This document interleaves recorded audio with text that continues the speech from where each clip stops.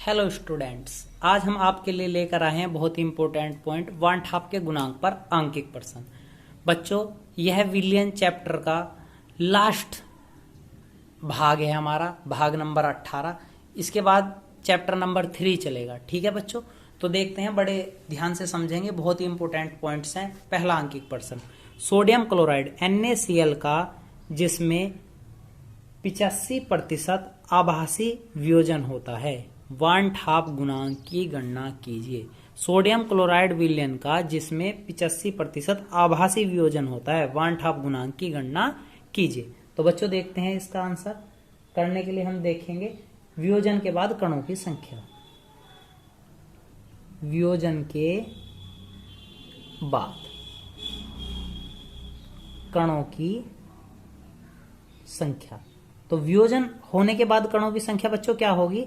NaCl किसमें कितना हो रहा था बच्चों? 85% आभासी हो रहा, तो पहले एक रहेगा और कितना, जब हम इसका 85% काट देंगे, यानी कि भाग 85 का 100%, तो 1 + 0.85, यानी कुल मिला के कितना बना? 1.85।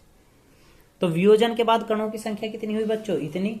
और NaCl का सामान्य अनुभार कितना हो बच्चों? NaCl का सामान्य अनुभार Na का कितना हो बच्चों? 23, और Cl का कितना हो? 35.5। जब हम इस पूरे को हल करेंगे तो हमारे पास आ जाएगा बच्चों 58.5। ठीक है, अब आगे देखते हैं। हमारे पास सूत्र क्या था? सामान्य अनुभार बटे अप सामान्य अनुभार, अप सामान्य अनुभार। यहां पे अनुभार हमारे पास था ही नहीं, अप सामान्य वाला, यानी कि जो हमें वितरित करके ला रहे थे वो वाला अनुभार हमारे पास था ही नहीं। अब ऊपर क्या था? वियोजन के पश्चात, वियोजन के पश्चात कणों की संख्या, कणों की संख्या, वियोजन के पश्चात कणों की संख्या बटे कणों की सामान्य संख्या, कणों की सामान्य संख्या, सामान्य संख्या। ठीक है बच्चों, फॉर्मूला बिल्कुल आसान है। सामान्य अनुभार कितना दिया आया हमारे पास? 58.5। अब सामान्य अनुभार हमें पता ही नहीं, तो कितना रख लेंगे अनुभार को बच्चों? M।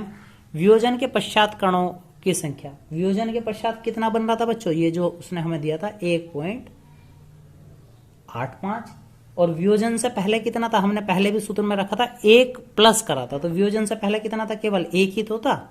ठीक है बच्चों, तो 1 क्रॉस मल्टीप्लाई करेंगे हम इसकी और m की वैल्यू निकाल लेंगे। जब m की वैल्यू निकालनी होगी तो हमारे पास कितना आएगा? 58.5 बटे 1.85। पॉइंट को कैंसिल करने के लिए एक 0 ले लेंगे, पॉइंट से पॉइंट कैंसिल हो गया, और हमारे पास यहाँ m का मान बचा 31.62। ठीक है बच्चों, अब हम क्या निकालना है? उसने कहा हमें क्या बताना? हमें वन हाफ गुणांक बताना है। तो वन हाफ गुणांक I बराबर क्या होता है बच्चों? I बराबर होता है परिकलित अनुभार, परिकलित अनुभार, यानी कि जो हमारा अनुभार हल करके आया था, और बाद नीचे कौन सा बच्चों? अप सामान्य अनुभार, अप सामान्य अनुभार। ठीक है बच्चों, अब परिकलित अनुभार हमारे पास कितना? I बराबर, अपरिकलित का मतलब क्या है बच्चों? ये वाला है सामान्य वाला। ठीक है, अपरिकलित अनुभार कितना दिया हुआ हमें? उनने दे रखा था 58.5, और हमारे पास अब सामान्य अनुभार आ गए। यहां से अब सामान्य अनुभार कितना आया बच्चों? हमने जब अभी अभी हल करा, हमारे पास आ गया ये 31.62। आप अपकलित अनुभार को सामान्य अनुभार भी कह सकते हैं। ठीक है बच्चों, जब हम इससे I से इसे भाग देंगे तो हमारे पास आ जाएगा 1.85, 1.85। ठीक है बच्चों, और I को क्या कहते हैं? वन हाफ गुणांक। तो बच्चों यह माना है हमारे पास किसका? वन हाफ गुणांक का। अब देखते हैं नेक्स्ट पार्ट। तो बच्चों वन हाफ गुणांक को ज्ञात करने की नेक्स्ट विधि यह है, जल में निम्नलिखित यौगिकों के तनु विलयन के लिए वन हाफ गुणांक के मान ज्ञात कीजिए। Al2SO4 के होल थ्राइज K4FeCN6। दो पार्ट हमें दिए हुए हैं, पहले पार्ट को देखते हैं। नंबर 1, तो पहला पार्ट बच्चों कह क्या रहा, Al2SO4 की होल थ्राइज का वियोजन के पश्चात बच्चों क्या होगा, Al2SO4 थ्राइज को जब हम वियोजित करेंगे, वियोजित का मतलब क्या करेंगे, टूटेगा। तो बच्चों कैसे टूटा होगा यो Al, तो आप हमने पहले से ही पढ़ा, ये वाली मात्रा किसकी हो, दूसरे वाले की, और ये मात्रा इसकी, तो इस पे कैसा आवेश रहा होगा, +3, और ये वाला कैसा बना होगा, SO4, ये वाला 2 किस पे है, इस पे -2, और संतुलित करने के लिए यहाँ पे क्या रहा होगा, इस पे 2 और इस वाले पे ये वाला 3। ठीक है बच्चों, ये 3 इसका था, ये वाला 2 इसका था, अणुभारी सी आ गया, Al2 पे +3 और इस वाले पे SO2। खूब आराम से समझ में आ रहा होगा। ठीक है बच्चों, आगे देखते हैं वन हाफ गुणांक। I बराबर क्या सूत्र होता है बच्चों, वियोजन के बाद कणों की संख्या, पर हमने पढ़ा था वियोजन के बाद कणों की संख्या बटे वियोजन से पहले, वियोजन से पहले कणों की संख्या। तो बच्चों बिल्कुल स्पष्ट समझ में आ रहा होगा, वियोजन के बाद कणों की संख्या, कितने कण हैं, 2 एल्यूमिनियम के हैं, 3 सल्फेट के हैं, तो टोटल कण कितने हैं बच्चों, 5, बटे वियोजन से पहले कण कितना था, पूरा 1 था, कितना कण था, 1, तो 1, तो I = कितना आया पहले उससे, 5। क्लियर बच्चों, बिल्कुल पूरी उम्मीद है समझ आ गया होगा। अब देखते हैं इसका सेकंड पार्ट। तो K4FeCN6 में को जब हम तोड़ते हैं बच्चों, तो यह टूटते समय 2 पार्ट में बनेगा। तो बच्चों जब यह टूटेगा, किस में टूटेगा, K प्लस में। भाई K पे कैसा चार्ज हो, प्लस, कितनी मात्रा थी इसकी, 4, 4 एकम 4, प्लस जो पूरा का पूरा हमारे पास फंक्शन था FeCN6 तक, यह इस पे कैसा चार्ज रहेगा बच्चों, माइनस का, और माइनस का कितना रहेगा, 4, क्योंकि यह वाला 4 से तो संतुलित हो रहा था, इस पे प्लस, इस पे माइनस के 4। समझ में आ गया होगा।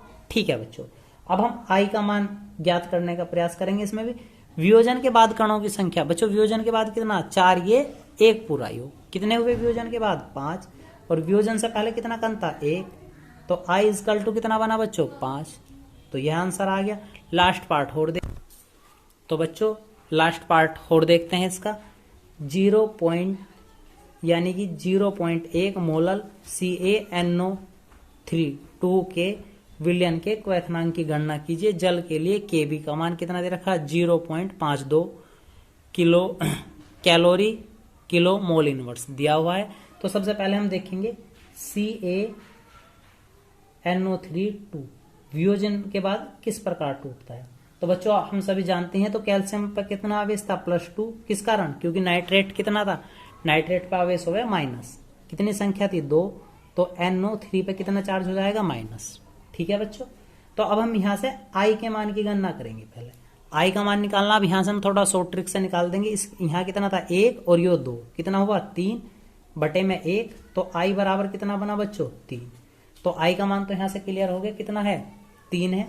Kb का मान उसने हमें कितना दे रखा है, 0.52 दिया हुआ है। और अब हमें निकालना है Tb का मान, किसका बच्चों, डेल्टा Tb। हमने लिखा था I Kb गुना छोटा m।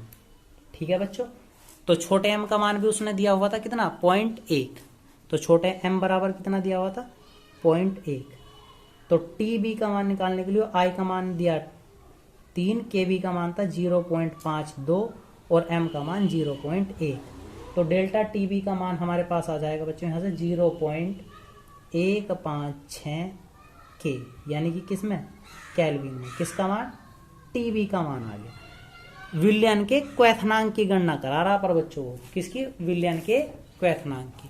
तो विलयन का क्वथनांक बनाने के लिए हम क्या करेंगे, डेल्टा Tb बराबर विलयन का क्वथनांक, विलयन का क्वथनांक माइनस H2O का क्वथनांक। क्वैथनांक। ठीक है बच्चों,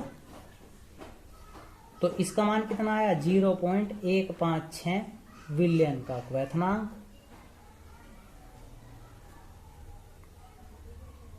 क्वैथनांक।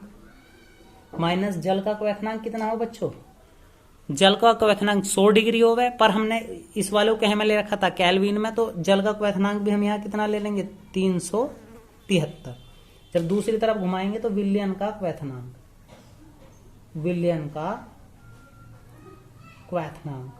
तो विलियन का क्वैथनांक हमारे पास कितना 0.156 प्लस 373।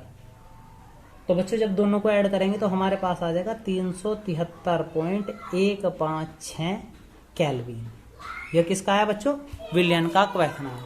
तो बच्चों आपको हमारी वीडियो कैसी लगी, अच्छी लगी हो तो लाइक करें और हमारे चैनल को सब्सक्राइब करें। यह वीडियो विलियन चैप्टर का लास्ट वीडियो था। अब मिलते हैं नेक्स्ट चैप्टर में। धन्यवाद।